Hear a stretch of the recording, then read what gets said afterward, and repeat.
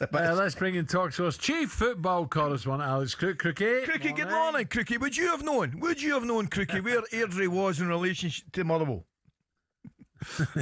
Good morning. Geography is not my strong point, so probably not, to be honest with you.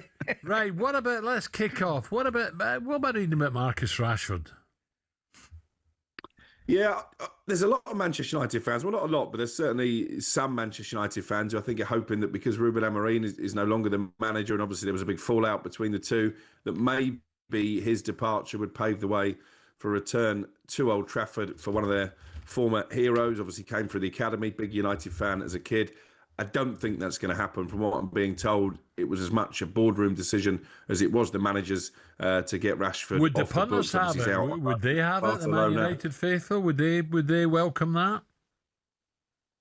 I think there'd be a split out. I think there'd be a lot of United fans who remember the good days with Rashford, but equally there's a lot who would remember how it ended. But I don't think the club are inclined to bring him back at the end of the season. I don't think he wants to come back at the end of the season. If you look at his social media, he seems to be having the time of his life in Barcelona. But interestingly, my colleague Ben Jacobs reported yesterday that Barcelona don't necessarily want to pay the option in full, £26 million, which really is a bargain for a Marcus Rashford at the top of his game. But I think they're going to try and negotiate United down. So interesting to see if that works.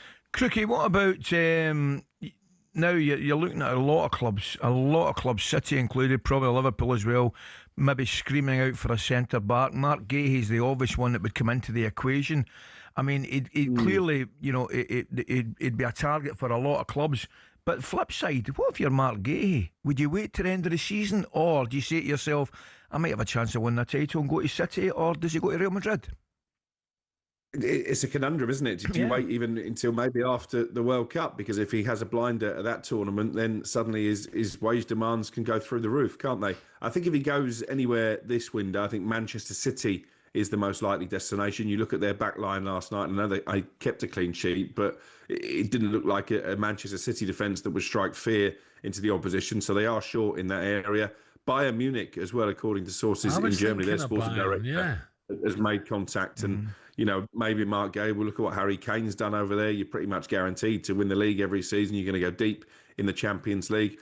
Could they match the wages, Bayern Munich? That could be a problem for some of those European clubs. I know Barcelona, for one, have balked at paying $200,000 a week. But what a lovely dilemma that Mark Gay finds himself. I was just going to say that, Alex and Ali. The guy deserved it. He's been loyal. Yeah, of course he has. Right, he's been a top player. Still is a top player.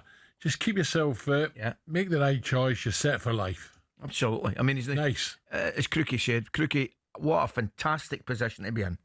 And I don't think he's going to go to Newcastle. So what about Newcastle? Who would their top defensive targets be? Well, I don't have too many names at this stage, but I think they are going to have to dive into the market. Tino Livramento injured again. He's going to be out for 8 weeks with a hamstring issue, and that's a blow, not just for Newcastle, but for the boy himself as well in terms of getting on the plane for that World Cup. Because when he's fit, I think he's terrific, Tino Livramento. I saw a lot of him at Southampton, but he's had a lot of injuries now, and I just wonder if that might be a concern for Thomas Tuchel. But again, you look at the game last night, that Newcastle squad looks light, doesn't it? So I do think they need some reinforcements in this window. Yep.